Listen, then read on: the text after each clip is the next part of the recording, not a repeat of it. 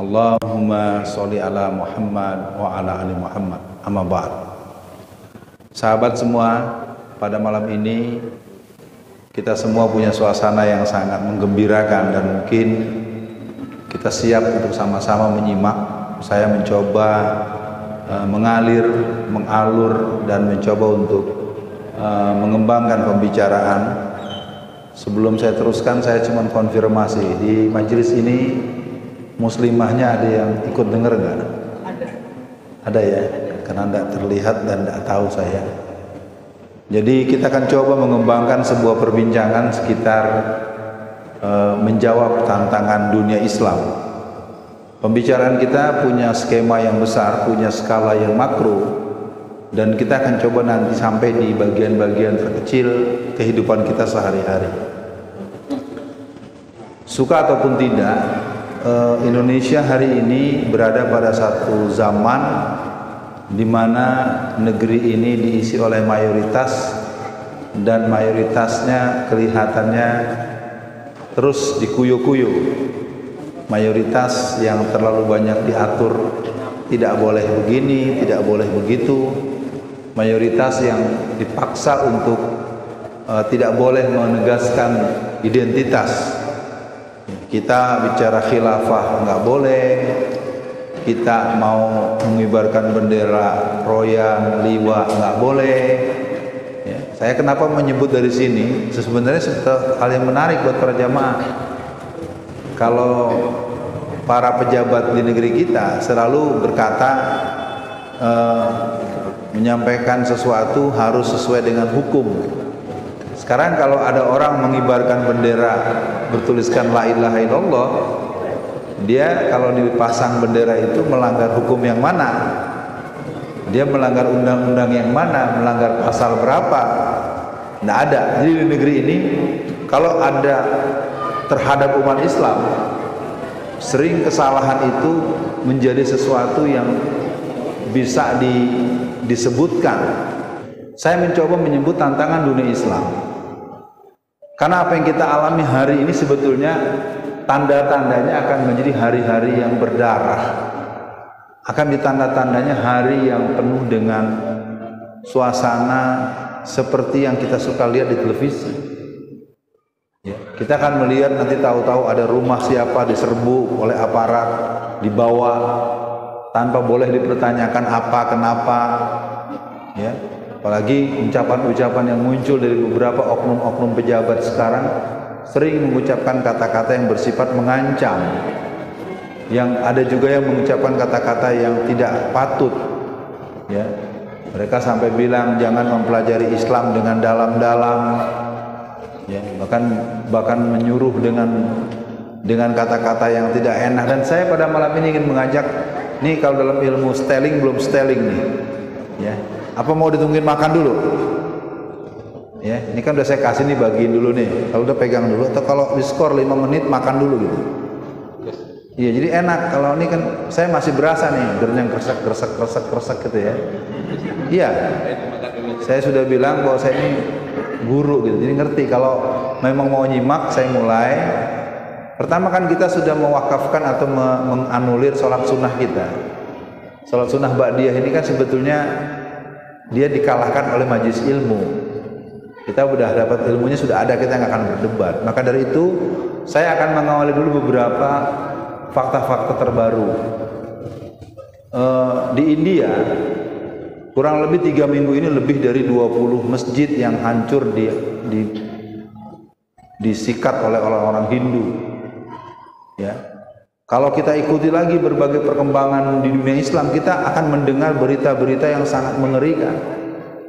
Tapi juga ada yang menghibur kita, yaitu kemampuan seorang Erdogan untuk menata sebuah sistem pemerintahan yang menunjukkan dia punya kemampuan untuk secara sistematis. Karena hari ini Turki telah menjadi negara nomor 16 terbesar di dunia, dan Turki punya program pendidikan terhadap 10 juta anak-anak untuk hafiz Quran.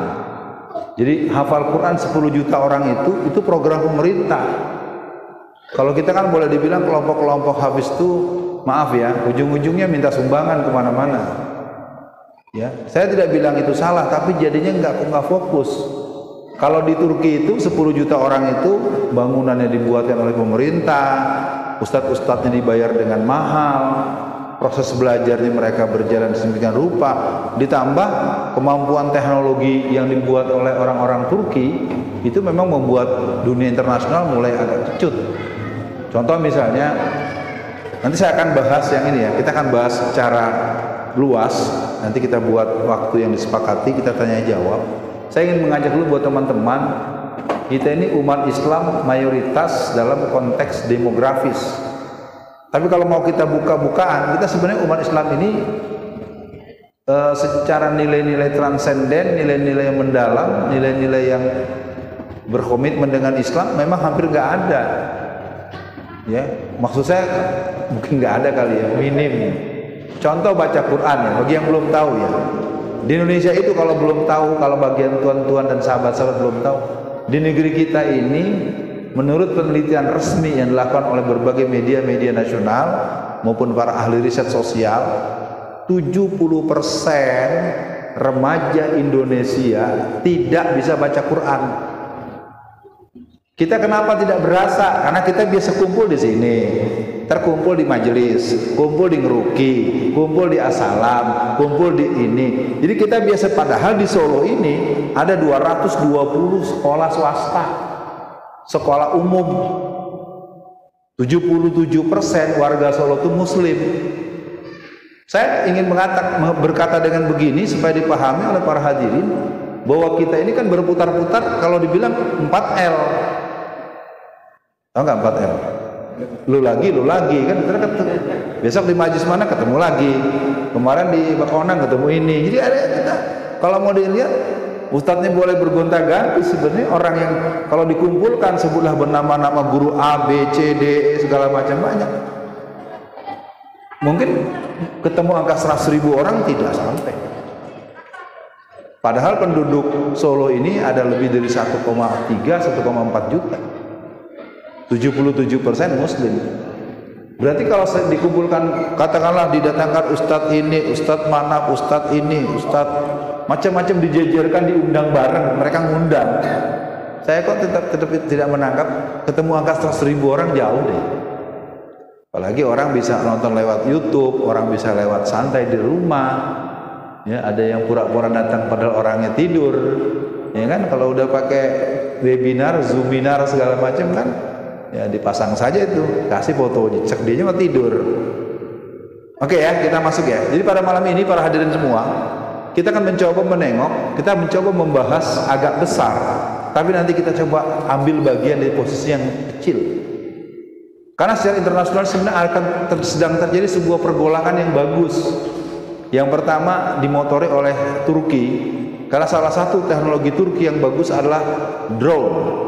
Drone yang dimiliki oleh Turki ini adalah produk yang dibuat oleh menantu beliau.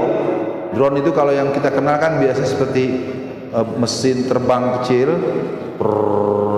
yang biasanya fungsinya untuk memfoto. Tetapi drone yang kemudian muncul belakangan, dia sebagai alat untuk mengejar awak pengejar yang tidak ada orangnya, ya.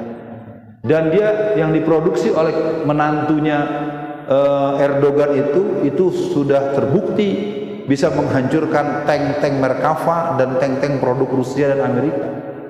Jadi berbagai kejadian Amerika maupun Rusia itu takut dengan kemajuan teknologi yang dimiliki oleh Turki.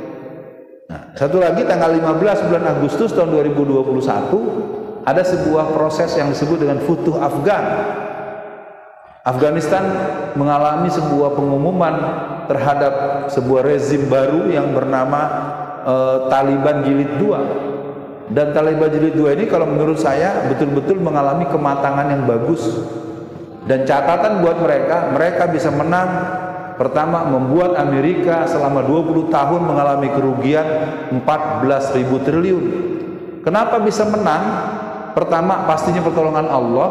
Dan kedua, orang-orang Taliban yang ada di Afghanistan itu, mereka itu berperang tetapi tidak pernah belajar perang, tidak pernah kursus perang, tidak pernah pendidikan perang, tidak pernah ikut pendidikan militer dari musuh.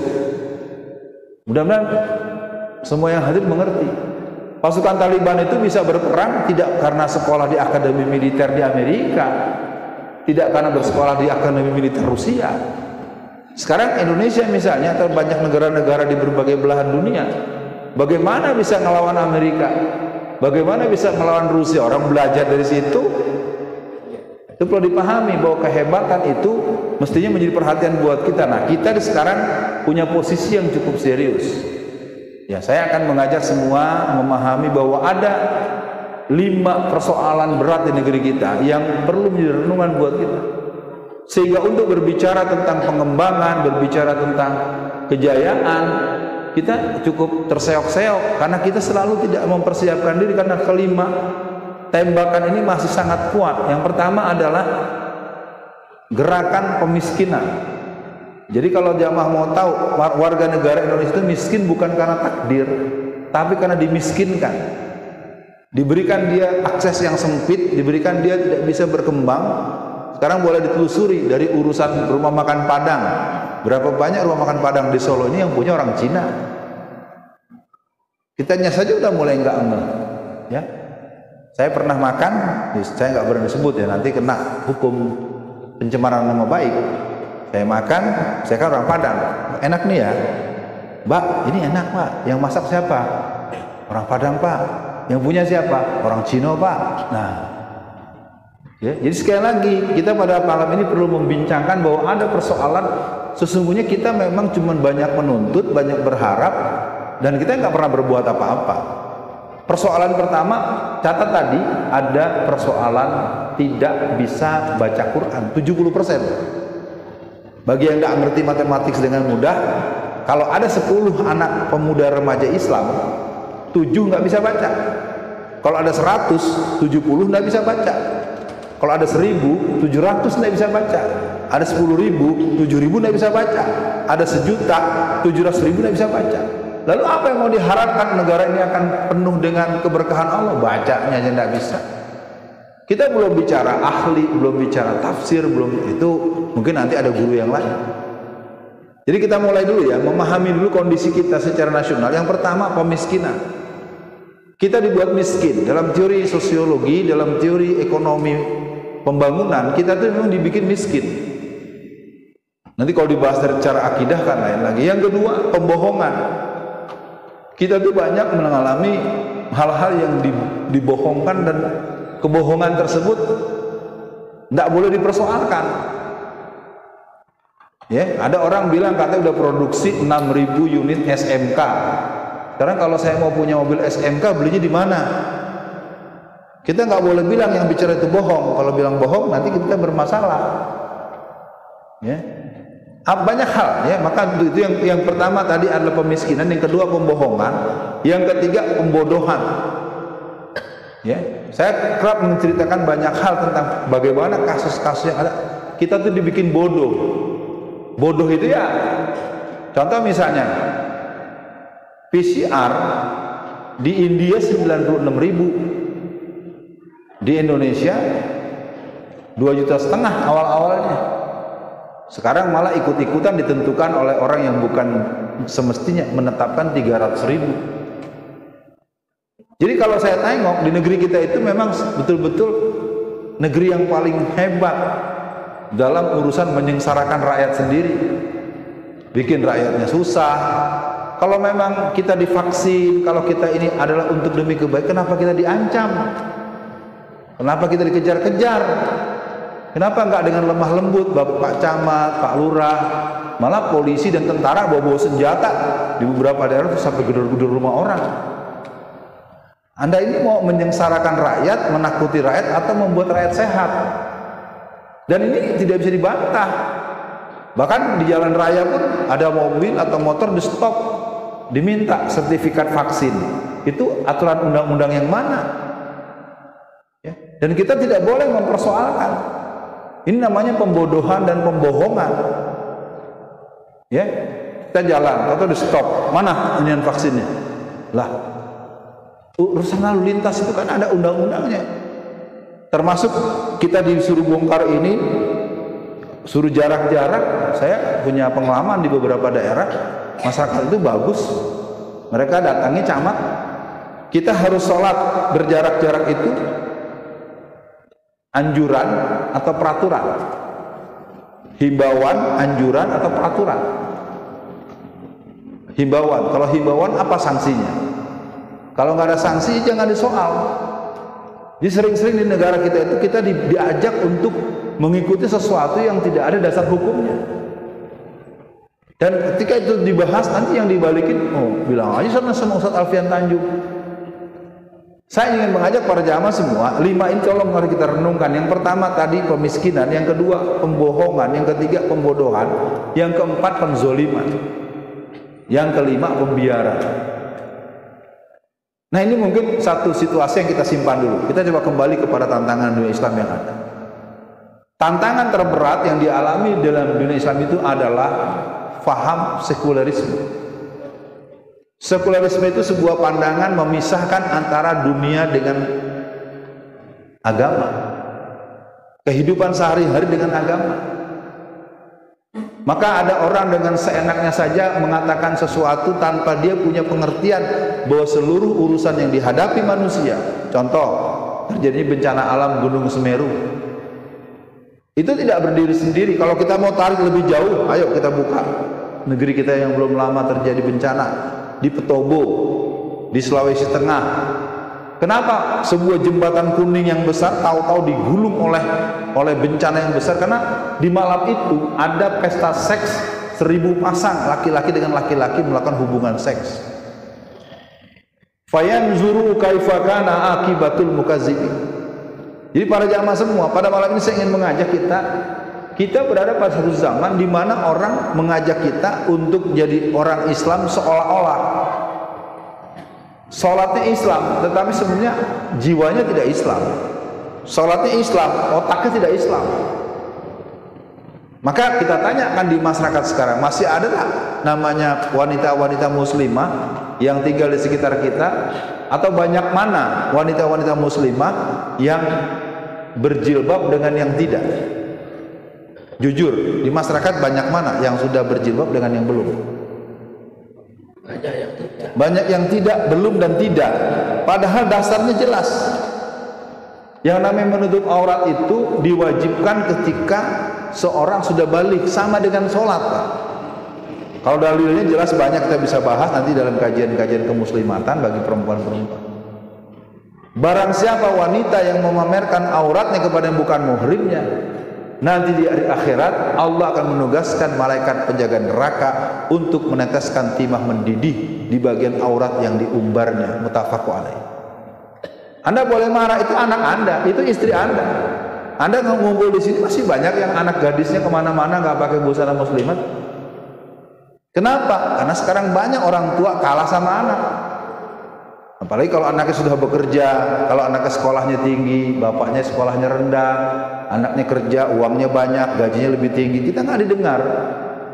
Orang kita yang ngasih uang belanja saja, kita yang ngasih uang jajan saja, kita yang ngasih kebutuhan saja masih nggak didengar, apalagi kalau dia udah mulai punya pemasukan sendiri. Jadi tantangan pertama dalam dunia Islam ini adalah sekularisme. Pandangan yang menganggap jangan bawa-bawa agama dalam urusan kehidupan dalam bentuk apapun. Ini persoalan serius. Sehingga jangan heran akhirnya orang berbuat misalnya gini, mau kemana mas? Mau ke bank. Bank mana? Bank anu. Mau ngapain? Mau nabung. Nabungnya apa? Yang bunganya paling banyak. Mari kita buka-bukaan di masyarakat. Secara kemasyarakatan, kalau masyarakat kita ngobrol, mau kemana mbak? Mau kemana mbak? Mau kemana bo? Mau kemana mas? Mau ke bank, mau nabung, pasti nabung dicari bank yang bunganya besar. Betul nggak Pak? Ini kita bicara umum, bukan kita sedang membicarakan pribadi kita.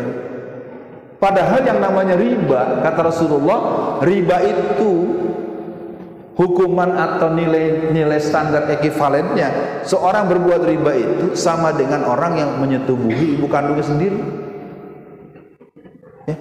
Anda yang kredit motor, Anda yang kredit mobil, Anda yang suka pinjam uang dari apa di sini namanya?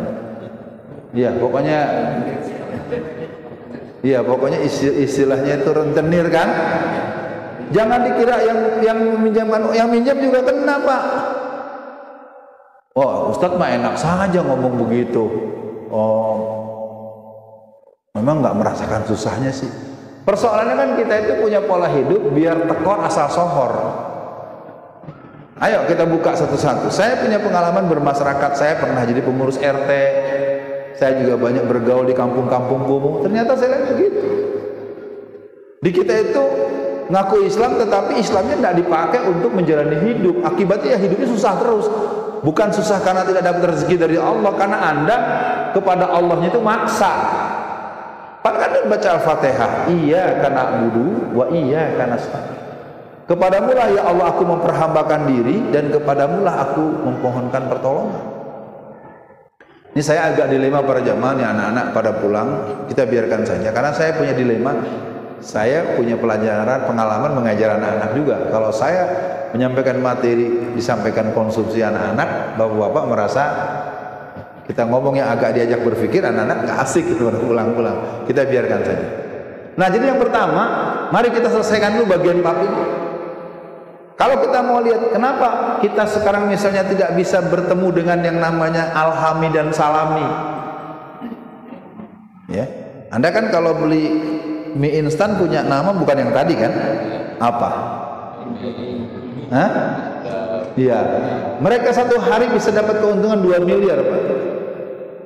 Kenapa kita punya produk salami dan alhami nggak jalan? Kenapa 212 Mart nggak jalan? Itu harus kita tanya, dan jawabannya sebenarnya bukan pada pengurus, bukan pada orang lain, pada kita sendiri. Orang kita memang nggak punya jiwa Islamiyatul hayah. Udah, kita bicara yang aspek yang kehidupan sehari-hari saja. Ini contoh misalnya masjid. Saya mau tanya nih, Masjid Al-Bashir. Sekarang kalau Jumatan atau sejak berdiri sampai sekarang, masih terdengar nggak ada orang yang sendalnya hilang? Nah, itu bahasa diplomatis. Secara jujur masih ada nggak orang yang sendalnya hilang? Nah, masih, berarti itu persoalan secara sosiologis. Apakah dia tidak merasa bahwa di sini disaksikan malaikat, di rumah juga sama, ma'iyatullah. Sekarang kita terus lagi, yang paling dekat, sholat subuh. Sholat subuh di sini sampai nggak 7 saf? Jangan bergurau. Saya nggak ingin bergurau. Saya bicara, pertanyaan saya berarti hari-hari 5 saf. Iya, penuh 6 saf. Oke. Sekarang pertanyaan saya, radius Masjid Al-Bashir ini, laki-lakinya kalau sholat 100% muat nggak ke masjid ini? Karena pertanyaannya, kenapa nggak pernah terjadi sebuah bukan sedang saya mencari-cari kesalahan, memang kita nggak pernah melakukan apa. Nah, itulah yang dilakukan di Turki. Terlepas masih banyak sekularisme dalam format yang lain, tapi secara pemerintahan kita lihat misalnya Erdogan mengembalikan museum menjadi Hagia Sophia. Dulu Pak Harto dengan segala kekurangan ada 999 masjid yang diwariskan. Mari kita tengok setelah Pak Harto ke sini, tidak ada satupun presiden kita yang bisa bikin masjid. Apalagi presiden yang dari sini dianjurin mah iya sama dia. Jadi pertanyaan sederhana bahwa kehidupan, bahkan kita punya masjid di Istiqlal di Jakarta. 2 kali Idul Fitri, Idul Adha tidak ada sholat. Ini jamaah yang belum tahu, Idul Fitri kemarin 1442 Hijriah dan Idul Adha kemarin 1442 Hijriah tidak ada sholat Idul Adha dan sholat Idul Fitri. Saya sering katakan, sholatlah kamu sebelum sholat itu dilarang. Kan tanda tanya besar. Atas dasar apa sholat tidak diadakan Idul Fitri, Idul Adha di masjid yang merupakan lambang negara kita? Alasan Covid. Alasan apa? Kerumunan. Saya anak Betawi, Pak. Kalau di sini ada Masjid Istiqlal, ya, di Masjid Istiqlal. Arah ke sana itu ada yang namanya Pasar Baru. Pasar Baru itu jamaah apa? Warga belanjanya bisa sampai 200.000 orang di musim-musim Ramadan menjelang Lebaran. Agak ke kanan sedikit lagi namanya Pasar Senen. Pasar Senen itu ada 3 los besar. Yang paling dahsyat Pasar Tanah Abang. Logikanya Di musim-musim Ramadan, pekan kedua, pekan ketiga menjelang Idul Fitri, menjelang malam takbiran, ini pasar-pasar nih kalau digabung bisa terkumpul sekitar 1 sampai 1,5 juta orang yang berkerumun di pasar. Lalu kemudian tiba Idul Fitri, Idul Adha, tidak ada sholat di Masjid Istiqlal. Apa alasan? Saya ingin katakan dengan bahasa, PKI mana lagi yang ingin kau dustakan? Jadi negeri kita sebenarnya sedang mengarah kepada satu eskalasi yang ini nanti ujung-ujungnya kan sudah saya bilang, sholatlah kamu sebelum sholat itu dilarang. Kita sama dengar PPKM jilid 3 dibatalkan, tapi Omikron bulan Maret, bulan Mei nanti akan ada lagi yang namanya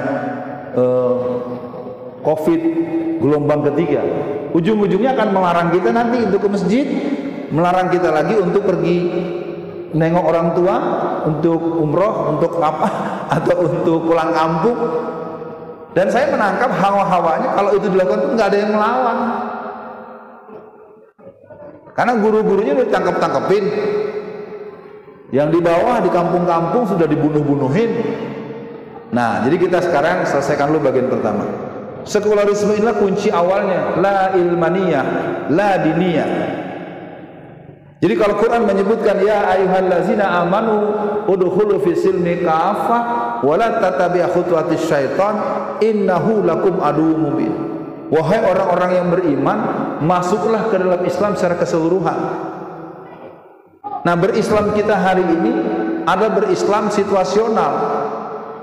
Jadi keislaman kita semakin mengental kalau di sana ada suasana, misalnya ada semacam gedung menara perbankan syariah.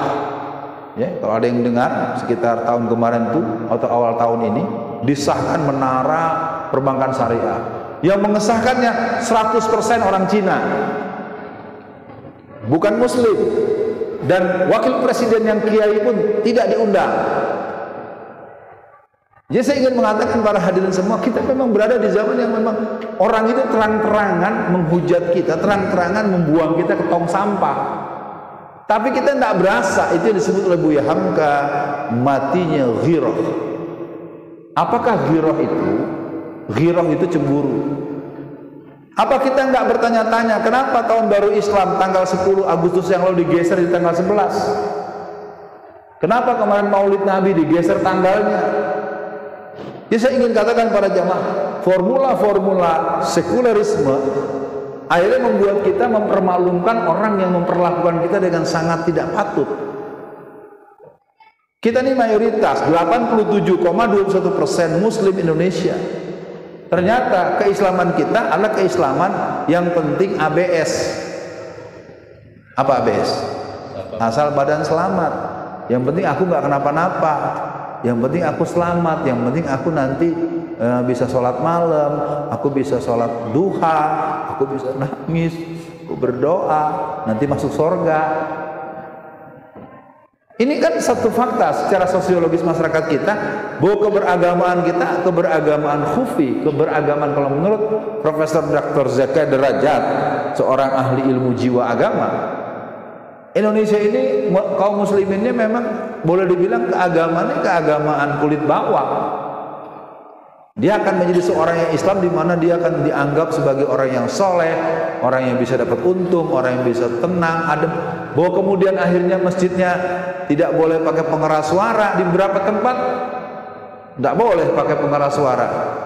Bahkan kemarin di Jakarta ada seorang pengusaha kafir mendengar orang azan dari masjid, pengurus masjidnya yang didatangi oleh aparat. Jadi sekarang ini semakin ketara. Jadi musuh atau tantangan pertama buat kita ini adalah pola hidup yang namanya sekularisme, sekuler. Ya, artinya pandangan inilah menjadi pandangan-pandangan yang membuat kita membiarkan pengusaha-pengusaha Muslim hancur. Coba hanya urusan mie instan saja, kita telah memberi keuntungan pada orang tiap hari minimal 2 miliar tiap hari. Anda nggak berasa makan mie di warung, Mas. Kalau itu keuntungan langsung buat orang kafir. Perbincangan kita tentu akan menjadi perbincangan yang dipersoalkan ketika apa yang disampaikan oleh saya pada malam ini menjadi kesadaran kolektif. Paling tidak di hati kita sekarang mulai terfikir, maka kita akan hidup bersama Islam, bahwa kita akan hidup sesuai dengan ikrar kita. Innas sholati wa nusuki wa mahyaya wa mamati lillahi rabbil alamin. Para jamaah yang berbahagia, mudah-mudahan penyampaian ini menjadi perhatian buat kita, karena kita sebetulnya terus-menerus diperlakukan keji dan kejam oleh musuh-musuh Islam. Pertama, kita memang juga punya kesalahan awal, tidak memahami konsep musuh. Kita menganggap biasa saja. Sekarang mulai di launching, soft launching apa? Travel umroh dan haji. Itu hampir 100% yang punya orang kafir. Sementara pemilik travel yang terkenal kan sudah ditangkap-tangkapin. Ingat kan? Travel A, travel B, travel C dituduh melakukan penipuan segala macam. Itu kan sebetulnya bisa dimediasi, karena itu kan kasus perdata. Kalau orang yang ngerti proses hukum yang begitu kan didudukan dulu persoalannya. Kita karena digembosin oleh televisi, oleh media mainstream, percaya. Sama dengan JNE. Ya, mungkin video saya yang terbaru tadi sempat saya perdengarkan di perjalanan. JNE itu adalah sebuah perusahaan pengiriman barang, dan itu karena yang miliki orang Islam, dan dia sedang menyiapkan membangun sekian ribu masjid di berbagai tempat dengan keuntungannya. Orang Islamnya aja yang tolol, ikut-ikutan nyerang. Ya, kita nggak sering tahu bahwa di Muslim bandang wal mu'minin wal mu'minatin kal bunyanuhum yasdu ba'duhum ba'd. Kita tidak cukup memahami bahwa pengusaha-pengusaha Islam itu harus didukung, tapi tidak bisa. Makanya saya sedikit catatan, saya orang Sumatera Barat. 8 November tahun 2015, saya menemani seorang ulama dari Betawi, namanya Kiai Haji Khalil Ridwan. Ustaz Afian, temani saya mau beli sesuatu di warung. Saya merasa bisa bahasa Minang, bisa bahasa Padang. Tenang saja Pak Kiai. Terfikir oleh saya apa? Alfamart, Indomart, Alfamidi, Alfa Express, segala macam. Ternyata di Sumatera Barat itu semua nggak ada, Pak. Udah tahu, di Sumatera Barat nggak ada. Yang ada warung Bang Uda, warung apa, warung Buya. Ya. Kenapa bisa terjadi di satu tempat yang namanya, karena keuntungan daripada yang tadi pusat-pusat retail itu satu hari mereka bisa keuntungannya bisa sampai 3 sampai 10 miliar. Jadi kita dapat uang 50.000 aja susah. Kenapa? Karena bukan kesalahan jamaah juga, ada sistem yang dibangun. Kenapa? Boleh dulu ada yang namanya PP 10. Itu peraturan dari Soekarno. Orang-orang Cina hanya boleh berdagang di pusat kota Solo. Dia tidak boleh masuk ke kampung-kampung. Paling tinggi toko-toko Cina itu hanya ada boleh di kota, kabupaten, atau pusat sentrum kota atau kabupaten di Indonesia. Tidak boleh masuk ke kecamatan, tidak boleh masuk ke kampung-kampung. Sekarang di mana belokan? Tahu nggak bahwa riset Fakultas Ekonomi di Jakarta mengatakan bahwa keberadaan sebuah pusat perbelanjaan yang bernama Indomart atau Alfamart itu secara meyakinkan mematikan 4 warung rakyat. Nah, persoalannya kan pandangan-pandangan seperti ini tidak menjadi pandangan yang meluas. Akibatnya pengingatan yang disampaikan oleh orang-orang model saya dilihat sebagai hal yang harus dihabisi. Yang menghabisi bukan musuh, ya pengkhianat. Kita nggak bisa sebut namanya karena pakai sorban juga, ya kan? Pakai udang-udang, ya kan? Ada kan begitu kan? Nah itu sekedar saya katakan. Jadi para jamaah sekalian, malam ini kita sedang berbicara bahwa kita berhadapan sebetulnya dengan masalah yang sangat berat karena awalnya kita punya persoalan di keimanan kita, sehingga keislaman yang dibangun tidak memberikan emanasi, tidak memberikan pancaran kepada masyarakat. Ya. Saya ingin katakan ini bagian pertama. Mari kita pahami tantangan dunia Islam yang berat ini adalah pola hidup memisahkan antara agama dengan dunia. Kenapa politik Islam nggak pernah menang? Karena begitu. Ada 2 ekstrim, yang satu menganggap nggak bisa ikut dengan pola begini. salah. Dalam Islam itu tetap mentolerir, akomodir strategi baik yang konfrontatif maupun yang kooperatif. Dulu tahun 1955 ada yang namanya Partai Masyumi. Partai Masyumi itu dulu menang di 73% dapil. Ya, kalau yang belum tahu sejarah perjuangan politik Islam, bisa. Kenapa? Karena yang namanya Kartosuwiryo dulu pernah jadi ketua Masyumi Jawa Barat. Saya paham lah, di daerah kita ini kan terbelah dua. Ada yang sangat mengkafirkan, dulu kan mana berani mana mau ikut pemilu, ya mati-matian nolak. Maka formula kita sekarang harus menggabungkan antara formula Erdogan dan Taliban. Kalau yang bisa dengan formula Taliban, belajar yang betul, punya keahlian, idat dan ribat yang betul, latihan berkuda, latihan memanah, latihan itu dibuat terus. Nah itu tidak akan enak kita sampaikan kalau kita tidak dilindungi oleh penguasa. Coba misalnya kalau Gubernur Jawa Tengahnya Alfian Tanjung, ya kan? Lalu saya meresmikan pusat memanah di Solo, saya meresmikan memanah di Sragen. Siapa yang bisa ganggu? Kita nggak ngerti yang namanya politik, selalu ujung-ujungnya minta bantuan. Salah. Masyarakat saya ingatkan selalu kalau misalnya saya mencalonkan jadi wali kota atau gubernur, Anda saya datang pasti minta, Pak ini belum dibangun Pak. Kesalahan kita di situ. Kenapa dukungan politik selalu diartikan minta sumbangan berupa uang atau bangunan? Itu salah fatal. Kalau secara nasional misalnya kita besok-besok udah akan mendeklarasikan calon presiden, pasti udah ketahuan dah hawa-hawanya kalau anak masjid mah ketahuan kemana. Jangan kita mengulangi lagi kekeliruan yang kemarin. Nanti kalau jadi presiden, tolong ya warga kami dijadikan PNS. Ente kok mata duitan mulu sih? Kenapa materialistik begitu? Coba, kalau nanti Anda jadi presiden, Anda kembalikan Perda Syariah yang sebanyak 3.134 yang pernah dicabut pada periode ini dikembalikan untuk berfungsi kembali. Tuh baru namanya perjuangan politik Islam. Apalagi masjid. Itu ya, di Sriwedari masjid nggak jadi itu gimana masalahnya itu? Jadikan lu masjidnya. Masjid tempatnya nyempil ngumpet, mau masukin mobilnya susah. Coba lihat gereja-gereja, semuanya di tempat-tempat strategis. Maaf ya, saya sampaikan ini kepada masyarakat supaya dipahami bahwa kita berjuang dalam bidang politik adalah memenangkan kepentingan Islam, tidak pakai cara-cara yang tidak ada teman abadi, yang ada musuh abadi, yang ada kepentingan. Nggak ada. Kalau seorang politisi muslim, dia akan memenangkan kepentingan Islam dengan cara islami untuk tegaknya Islam. Itulah yang ditampilkan oleh karakter tokoh-tokoh Masyumi tahun 50-an. Mereka rata-rata rumahnya ngontrak. Mereka maju, mereka menang, ya. Ketika negara kita kacau, mereka bisa ambil peran. Pertama PDRI yang ada di Sumatera di Bukit Tinggi, ya. Ini sekedar bicara sejarah, walaupun kita sekarang tidak bisa persis betul. Jadi tantangan kita yang pertama ini adalah tantangan pola hidup yang mendua. Akibatnya apa? Lihat, Mas, saya mau kerja ya, mau nyari uang. Perempuan-perempuan sekarang banyak yang bekerja nyari uang. Saya tanya pada jamaah di sini, apa dalilnya yang menyuruh atau membolehkan, mewajibkan, mengharuskan atau memaklumkan perempuan itu keluar rumah untuk nyari uang? Sebutkan ayat dan hadisnya. Nggak ada. Maka ketika Rasul mengatakan halakati rijal hina atau atin nisa, secara sosiologis, maka kita lihat dalam film di televisi ada yang namanya suami-suami takut istri.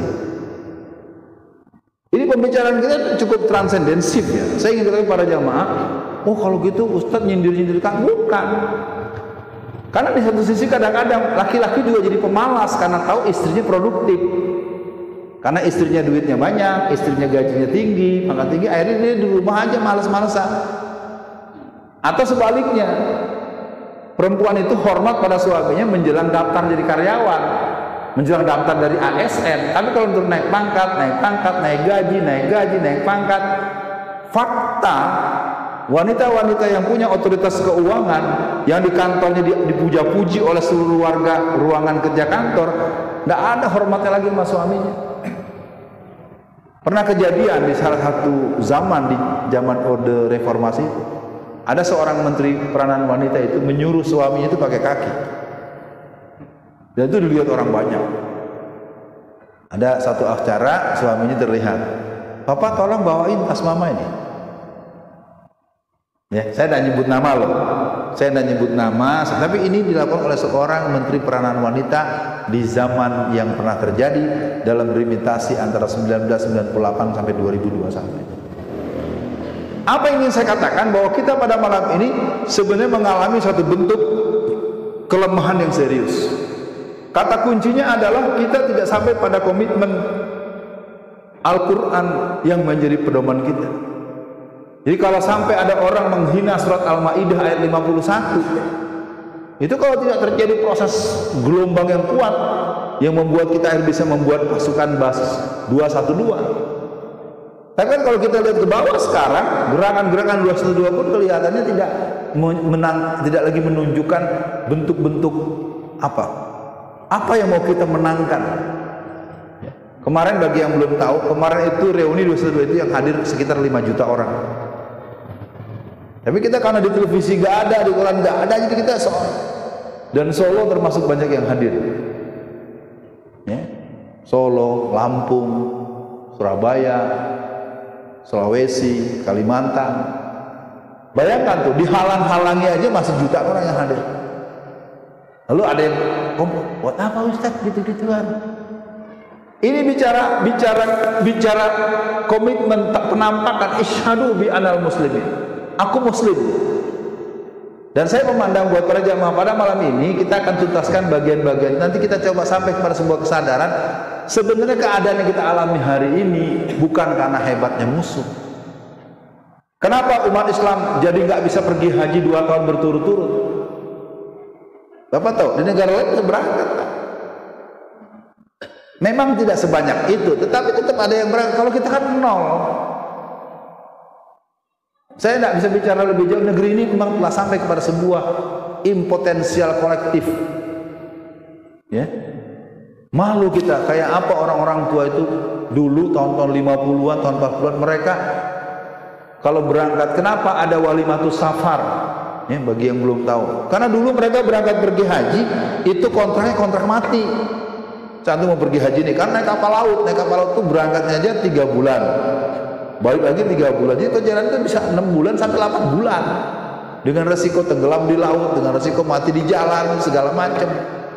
Sekarang karena sudah naik pesawat yang cuma 10 jam, acaranya sama. Itu yang kadang saya mana ya, nggak usah yang begitu dulu. Jangan salah paham, kenapa suka ada seperti peringatan apa yang agak besar itu, karena itu tuh mereka melepas orang untuk berperang, melepas bukan berperang ya. Terus kenapa dikasih gelar haji? Penggunaan penyebutan haji itu hanya ada di Indonesia dan Malaysia. Anda jangan senang, itu gelar haji itu jadi alat untuk pihak Belanda mencirikan kita. Kalau bahasa Betawi itu ketarain. Karena orang-orang pergi haji biasa dikumpulkan oleh para ulama-ulama internasional untuk mendapatkan penjelasan bagaimana umat Islam di seluruh dunia merebut kemerdekaan. Jadi istilah haji itu sebetulnya bukan kebaikan buat kita, supaya gampang nangkepnya. Ya, baru ngerti ya. Iya. Kalau ada haji, kenapa tidak ada haji Muhammad Rasulullah? Nggak ada. Nggak ada haji Abu Bakar Siddiq, nggak ada. Di negeri kita ini kadang-kadang yang bukan persoalan jadi persoalan. Ada Bu Aisyah. Dulu waktu belum pergi haji, ramah senyumnya. Bu Aisyah, mau kemana? Mau ke pasar. Bu Aisyah habis antar anak sekolah. Setelah Bu Aisyah pergi haji, pulang dari haji, dipanggil dengan panggilan Bu Aisyah, dia tidak mau nengok. Memangnya pergi haji murah? Karena tidak dipanggil Bu Haji Aisyah.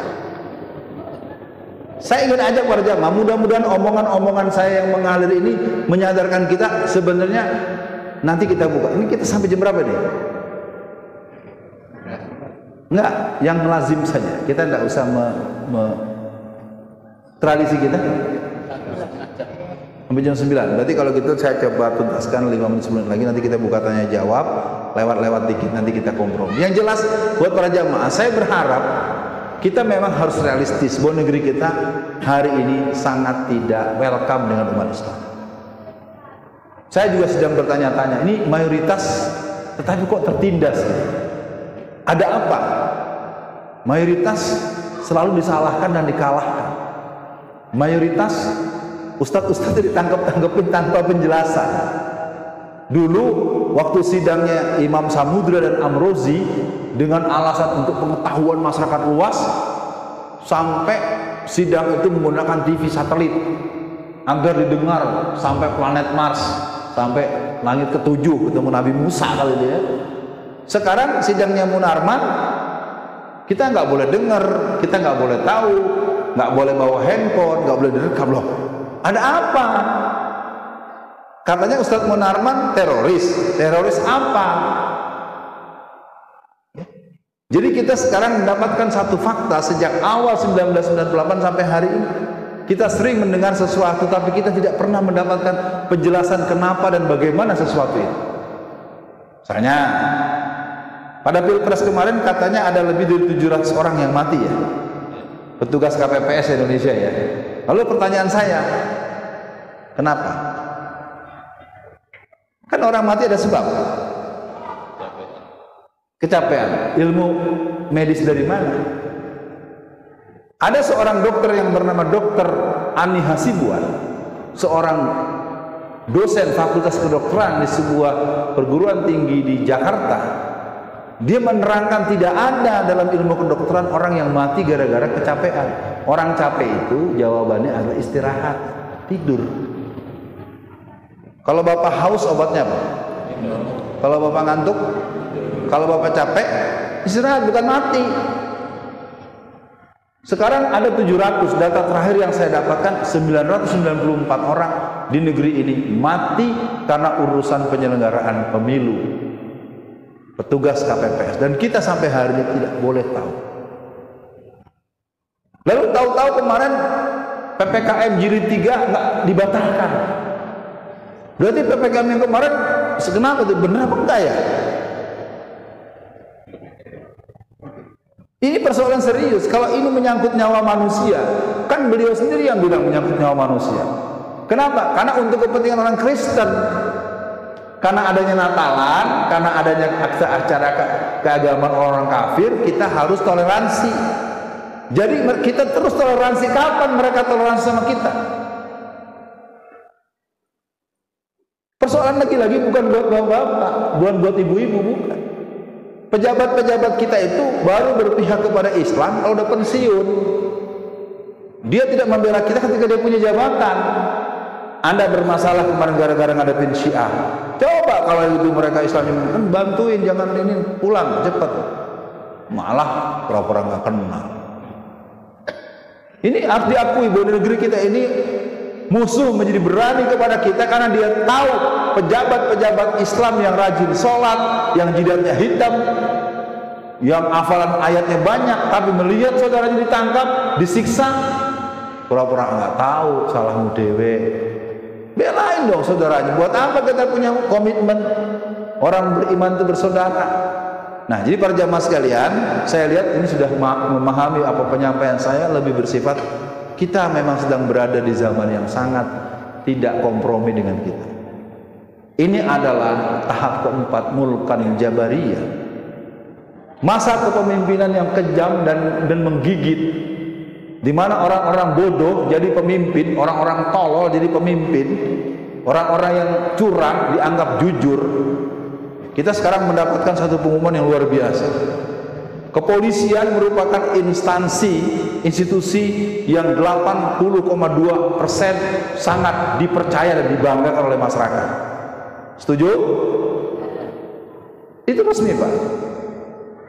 Kalau saya bilang, saya sebagai seorang yang di dunia kampus, dunia pendidikan, nggak malu apa? Kok bisa ya 80,sekian% orang-orang bangga, orang-orang memuji, orang-orang senang?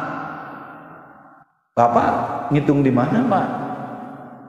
Jadi sekali lagi para jamaah sidang pengajian pada malam ini, saya ingin mengatakan bahwa keadaan kita memang keadaan yang sangat penuh dengan potensi-potensi yang macam-macam. Maka dari itu kita akan sudahi dengan beberapa poin terakhir. Tadi yang pertama sekularisasi. Yang kedua adalah gerakan al-harakatul irtidad, gerakan kristenisasi. Sejak tahun 1967 diadakan sidang Dewan Gereja Nasional di Ambon. Mereka punya program untuk memurtadkan selama 50 tahun Indonesia. Target mereka tidak tercapai, tetapi faktanya sebagaimana Zweimer dalam sebuah sidang Dewan Gereja tahun 1938, seorang Profesor Zweimer disidang dalam sebuah pertemuan para pendeta-pendeta di seluruh dunia. Saudara Zweimer, Anda telah berpuluh-puluh tahun bertugas di Indonesia, tetapi Anda tidak berhasil memurtadkan orang-orang Indonesia menjadi orang yang menjadi pengikut Yesus Kristus. Haleluya. Semua orang memaki dia. Anda memboroskan biaya, Anda telah membuat kerugian, Anda seenaknya, Anda rekreasi. Wah, lalu kemudian diangkat Quran. Saudara-saudara, Anda boleh caci maki saya, Anda boleh hujat saya, Anda boleh marah saya, tapi saya buktikan pada Anda, hari ini pemuda Indonesia lebih banyak yang tidak bisa baca Quran. Jadi riset yang disampaikan oleh sebuah instansi resmi itu tahun 2007 Pak, sampai sekarang belum berubah. Kalaupun bergeser 58, sekian sampai 70%. Artinya bagaimana kita akan memenangkan kepentingan Islam kalau anak-anak kita saja dibacain ayat Quran. Orang pakai bahasa ayat-ayat, kalau ngaji itu di masjid. Kan harusnya kan tidak. Innamal mu'minuna alladzina idza dzukirallahu wajilat qulubuhum wa idza tuliyat alaihim ayatuhu zadathum imana wa ala rabbihim yatawakkal. Orang yang beriman itu apabila disebut nama Allah bergetar hatinya. Apabila dibacakan firman-firman Allah bertambah imannya, bukan malah marah. Sekarang di masyarakat kita lihat azan Allahu Akbar, Allahu Akbar. Pak, sholat yuk. Udah pergi sendiri. Ngatur-ngatur orang terserah saya. Harusnya kan terima kasih. Oh ya, kita sama-sama. Ya kita bisa lihat di masyarakat seperti itu. Jadi yang kedua adalah gerakan pemurtatan. Gerakan pemurtatan itu terlihat, sebenarnya bukan terlihat, sudah dilakukan dengan sangat mengerikan. Di beberapa daerah di Jawa Tengah ini, perbatasan Jogja ke sana itu ada sebuah kampung sampai tahun 1950-an itu masih terdapat sekitar 3.000 kakak muslim. Tapi memasuki tahun 2010-an, 2015-an itu tinggal 7 kepala keluarga yang muslim dari 3.000. Kenapa? Kenapa gerakan pemurtatan, gerakan kristenisasi? Dan Anda harus tahu, pusat kristenisasi, pusat PKI itu ada di daerah kita. Apakah orangnya, apakah uangnya? Bahkan kemarin pada pileg kemarin ada salah satu anggota DPRD di tempat kita ini dari partai tertentu, dia sendiri saja bisa membawa 3 orang. Paham nggak maksudnya? Suara yang dia dapat itu bisa buat 3 orang, karena dia bermodalkan sekitar 33 miliar rupiah. Perempuan. Ini harus kita baca bahwa kita sekarang berada di satu zaman di mana orang kemudian berjalan terus, karena sementara kita tidak memahami adanya gerakan sekularisasi, kita tidak menyoal gerakan yang berhubungan dengan kristenisasi. Ini gerakan serius. Coba lihat nanti orang pas malam tahun baru pada beli topi-topi kuncung itu, topi yang begitu kan? Anda tahu itu topi apa? Itu topi suku Kedah. Siapa yang menggunakan itu berarti pengakuan bahwa aku telah menerima Kristen. Sementara anaknya dibeliin nanti, bapaknya ngelarang, ibunya yang beliin. Kalau bahasa Betawi mah ribet Pak. Ayo ngaku trompet-trompet. Kita nggak menyoal bunyi-bunyian untuk menghibur cucu kita Pak. Tapi itu penggunaan topi kuncung itu pertanda kita telah menerima, menjadi bagian daripada kaum Kristen. Haleluya, Yesus Kristus. Bukan soal ini kan soal akidah. Kenapa kok nggak nolak? Ini sekarang catatan buat para jamaah, kita berhadapan dengan kata kuncinya ada sebenarnya ada di internal umat. Persoalan keimanan, persoalan pemahaman, persoalan konsep dasar, pemahaman prinsip-prinsip ibadah. Wah, kalau kita bahas lebih jauh macam-macam. Contoh misalnya, pernah dengar istilah tunangan? Pernah Pak ya? Tunangan sudah nikah belum? Oh, tapi di masyarakat kalau sudah tunangan bisa kemana-mana. Tetangga nggak bisa negur, orang tua juga nggak bisa melarang. Kalau sudah tunangan tuh bisa pergi kemana luar kota, bisa nginep di hotel, gonta-ganti hotel, gonta-ganti kamar. Jadi kalau mau dibahas dengan dalam, masalah kita bukan karena Allah tidak menolong kita, tapi kita belum patut mendapat pertolongan karena kita punya persoalan dari segi dasar-dasar awal. Oke ya, saya selesaikan dulu. 1. Sekularisasi, 2. Kristenisasi. Nah, yang lainnya ya, berkembangnya aliran-aliran sesat. Nah, aliran sesat ini berkembang luas dan saya tidak paham di negeri kita ini siapapun yang membawa aliran agama tertentu, pengikutnya banyak. Misalnya ada Lia Eden atau lagi itu Gavatar. Ya, teman saya nggak berani nyebut yang satu ini yang baru saja menyerbu MUI Solo. 7.000 orang Pak. Yang belum tahu, MUI Surakarta, MUI Solo itu diserbu oleh 7.000 orang laskar tertentu. Wah, bayangkan. Padahal lembaga ini pada tahun 1969 dinyatakan sebagai terlarang dan sesat.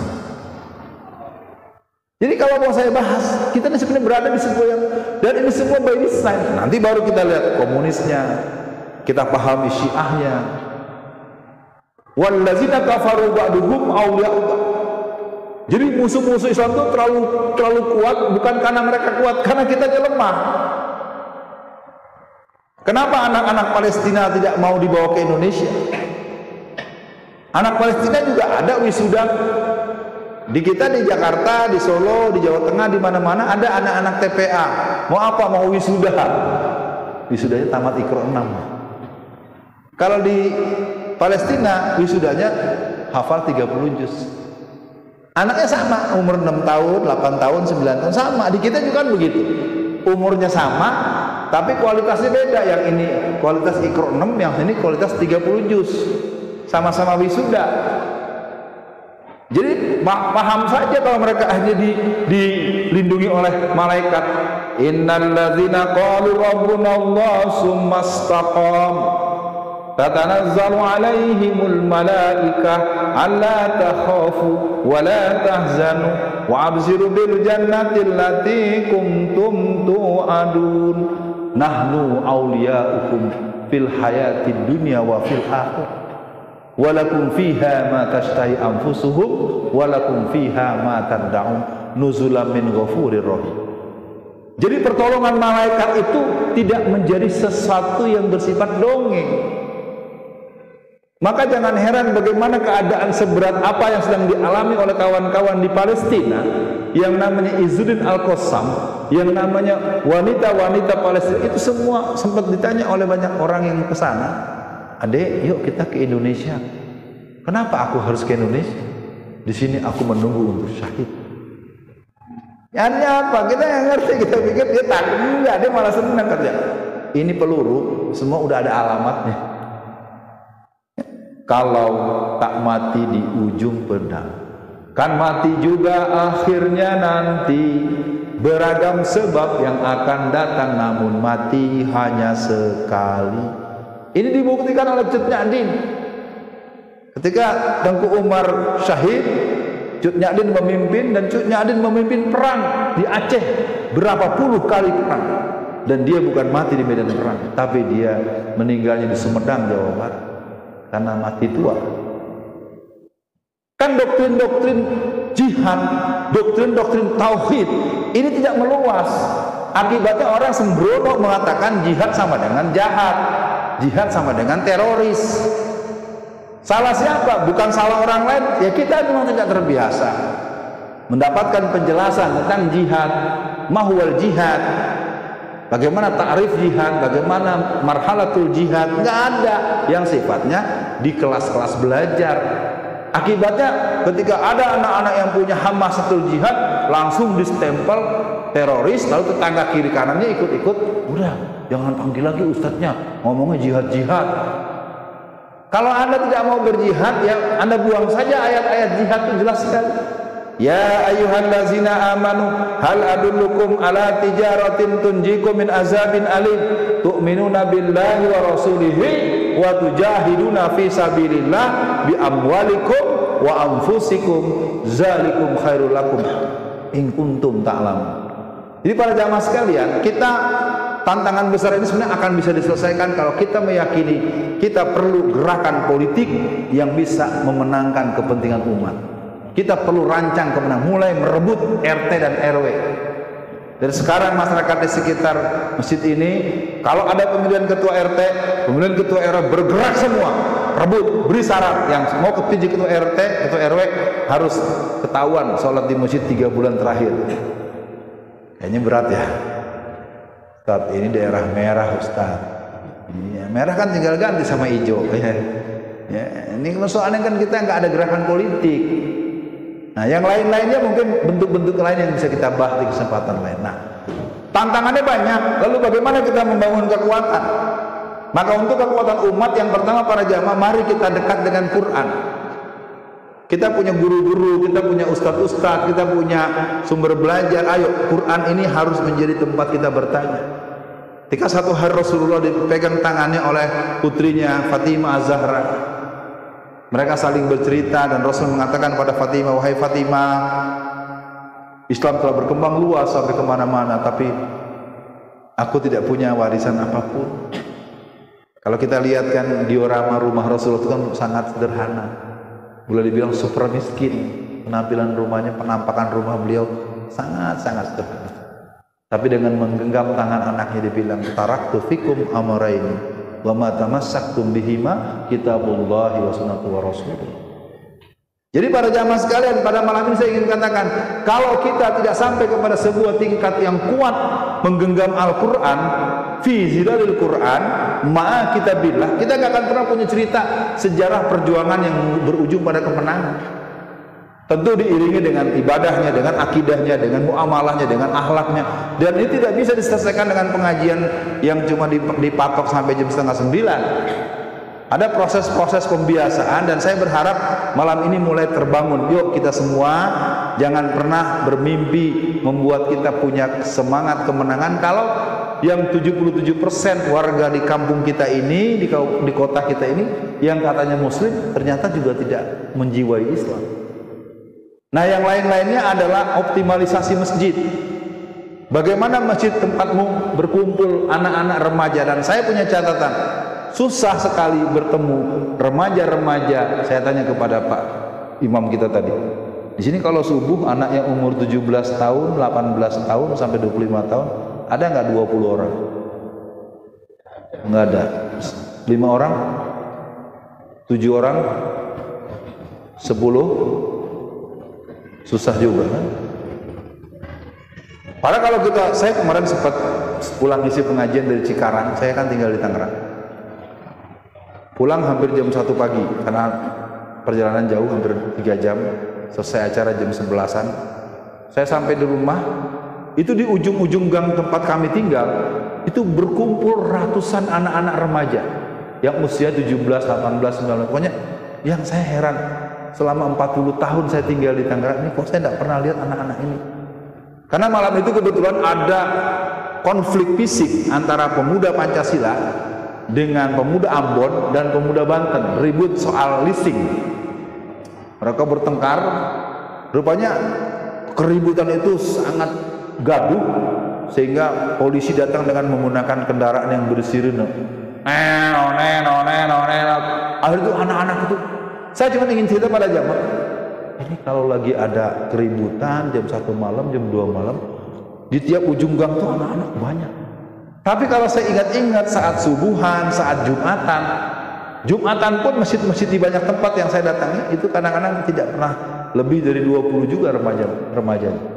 Padahal urusan sekolah nggak ada, urusan kuliah juga nggak ada. Rupanya anak-anak kita banyak yang bersemayam di pojok-pojok kamar, di balik-balik monitor.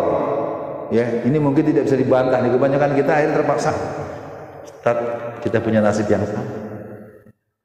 Kehidupan yang bermain hanya di belakang ini menjadi satu hal yang sangat, untuk membalas, untuk berkomunikasi lewat Instagram, bisa komunikasi lewat WhatsApp, itu bisa dari habis Isya sampai menjelang subuh. Karena sering ditemukan anak-anak generasi kita zaman sekarang justru mereka tidur itu menjelang subuh. Akibatnya sholat subuhnya nggak ada yang ke masjid. Dan ini kalau kita mau membuka, tentu perlu kita punya waktu lain untuk membicarakan bagaimana membangun konstruksi keluarga yang kuat. Intinya, hari ini dunia Islam masih menunggu Indonesia. Indonesia sebenarnya cukup kuat, tapi sayangnya Indonesia sedang mengalami ujian. Guru-guru kita yang meninggal dunia sudah lebih dari 1000. Baik yang dibunuh, baik yang sakit, baik yang diracun, maupun yang diperlakukan dengan tidak patut. Dan ini dilema buat kita. Sisi lain kita mengalami proses pembohongan. Munculnya orang-orang yang mengatakan pandangan-pandangan keagamaan yang ngawur. Sekarang sudah mulai muncul. Ada yang mengatakan agama Islam tidak sempurna, profesor apa gitu ya. Orang gila itu kan. Itu orang model-model begini ini sudah mulai berkembang. Ada lagi yang mengatakan Tuhan kita bukan orang Arab. Ya. Ente kalau nggak ngerti mana ada cerita Tuhan orang, nggak ada. Berarti nggak memahami konsep berhubungan dengan keagamaan dan tauhid. Sekian dulu, mudah-mudahan 10 menit ke depan kita bisa dialog untuk bagian-bagian yang perlu kita dalam. Kata kuncinya, kita tidak bisa membiarkan umat ini disembelih karena proses 65, proses 48 itu sedang dipersiapkan oleh mereka karena mereka tidak ingin proses kebangunan pandangan yang mereka perjuangkan itu dikalahkan kembali. Dan kita akan mengatakan no way buat pandangan ateis, no way buat komunis, dan kita akan hadapi mereka bagaimana Allah dan Rasul membimbing kita dan orang tua kita dulu mengajarkan kita jiwa satria dan jiwa perjuangan. Sebelum kita akhiri, ada pertanyaan? Ya, belakang silakan.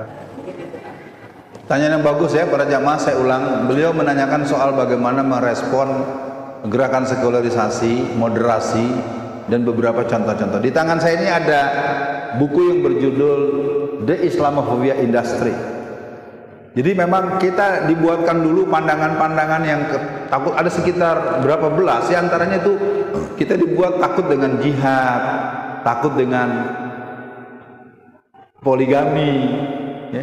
Poligami itu adalah sebuah terminologi yang biasanya membuat senyum para laki-laki dan membuat merengut para perempuan. Masalahnya di mana? Nggak ada masalah kalau poligami itu adalah satu ajaran Islam yang hukumnya mubah. Boleh. Kenapa banyak perempuan-perempuan yang menolak? Karena tadi memenuhi pandangan moderasi dan model-model Islam Nusantara itu. Kelompok-kelompok sekuler, la ilmaniyah, la diniyah. Nah, ingin saya katakan, ini pertanyaan Bapak bagus sekali, dan kita harus mulai menyadari kita sekarang sedang berada di arena pertempuran yang disebut dengan jihadul kalimah. Ya, sebenarnya guru-guru kita di Jazirah Solo Raya sudah mulai mengingatkan itu. Karena kita perlu sampai kepada sebuah pemahaman bahwa hidup bersama Islam itu adalah hidup bersama Islam, bukan sekedar rajin sholat 5 waktu. Tapi bentuk-bentuk aplikasinya menjadi bentuk kita membuat kita merasa jadi orang Islam, dan itulah mungkin salah satu dimainkan oleh Masjid Jogokarian.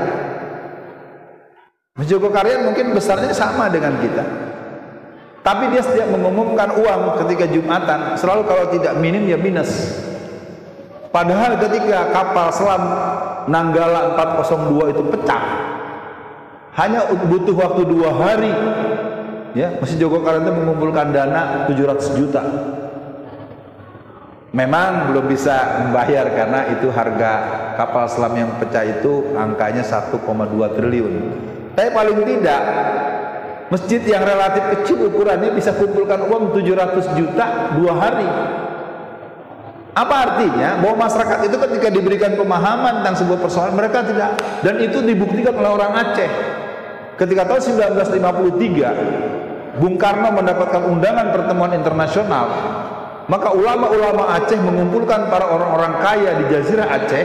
Mereka mengumpulkan dan diberikanlah doktrin jihad, dan mereka bisa mengumpulkan, ada yang menyerahkan emasnya, ada yang menyerahkan permatanya, ada yang menyerahkan barang-barang berharganya, dan terbelilah satu pesawat Dakota pertama untuk membuat Indonesia berangkat ke pertemuan internasional menggunakan pesawat terbang yang dibeli dan dimiliki oleh bangsanya sendiri. Maka orang-orang Aceh sangat tidak paham kalau sekarang mendapatkan perlakuan seperti yang dialami. Kenapa ada gerakan Aceh Merdeka? Saya ingin katakan, gerakan Aceh Merdeka itu merupakan akibat daripada kebijakan Jakarta atau Jawa yang memang tidak adil. Produksi gas alam cair yang ada di Aceh itu bisa memberikan pemasukan APBN kita sekitar 60 sampai 80 triliun per tahun. Tetapi pemerintahan Pemprov Aceh itu hanya dapat 105 miliar. 105 miliar kan belum 1 triliun, Pak. Dan itu terus terang saja biar diketahui. Saya ingin katakan, kita ini sekarang memang begini nih karena pengelolaannya dulu-dulunya, saya tidak menyalahkan yang dulu, sekarang lebih jelek dari yang dulu. Pak Harto dengan segala kekurangannya mewarisi 990 masjid. Sekarang apa? Kerja jalan-jalan melulu, ngelamun di tepi laut, orang lagi pusing semai segala macam, dia malah ngeresmin batik. Jadi kita dipertontonkan sebuah sikap yang tidak menunjukkan sense of problem. Nah, kembali kepada pertanyaan tadi, bagaimana menghadapi itu? Saya pikir perlu kita lakukan pengajian-pengajian model begini. Anda nanti perlu mendatangkan guru-guru kita yang bisa memberikan penyadaran, tapi tidak bisa sepihak. Jangan sampai yang pinter ustadznya aja, kita juga dari rumah baca. Ini kan bisa dibuka. Kita bisa baca, kita bisa tonton bagaimana wawasan sejarah. Kita bisa tonton dari Budi Azhari atau Felix Xiao. Kita boleh belajar tentang akhir zaman. Kita punya berapa guru di sana. Ada Ustadz Ihsan Tanjung, ada Rahmat Baikuni, ada Ustadz Abu Fatiah, dan Ustadz Zulkifli Muhammad Ali. Maksud saya mengumumkan ini supaya kita datang ke forum ini sebagai bentuk apa ya? Bentuk, kalau dalam ilmu sosiologi kita memang butuh ketemu. Karena boleh saja ilmunya lebih pintar antum daripada saya. Nggak ada di ruangan ini, nggak ada yang lebih pintar sebetulnya. Saya lebih bersifat mengajak teman-teman, bapak-bapak dan saudara semua untuk melihat bahwa kita memang sedang berada di zaman yang memang mengerikan. Saya ingin katakan, semoga omongan saya tidak menjadi terbukti. Saya punya dugaan kuat, kalau tidak terjadi kesadaran yang agak cepat tentang bahaya gerakan komunisme, bahaya gerakan Syiah, bahaya aneksasi Cina, segala macam, nanti satu waktu kita tidak boleh ada pengajian seperti itu.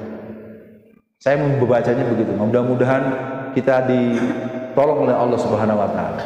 Jadi buat Bapak yang bertanya, pertanyaan antum membutuhkan analisa tentang pola edukasi, sistem rehabilitasi, pengelolaan pendidikan. Sementara kita kan sama-sama tahu sekarang pelajaran-pelajaran tertentu dihapuskan di sekolah. Mengerikan, Pak. Apalagi kalau kita baca narasi agama dihilangkan dalam skema pendidikan kita 2020-2035. Itu dikeluhkan dengan resmi oleh para ahli-ahli yang peduli. Saya pikir begitu buat semua teman-teman, walaupun tidak maksimal, mari sama-sama kita berdoa. Semoga doa kita malam ini menjadi bagian daripada energi kebersamaan kita, dan kita akan terus bergerak membangun kekuatan umat dan menjadikan masjid ini masjid perjuangan buat masyarakat.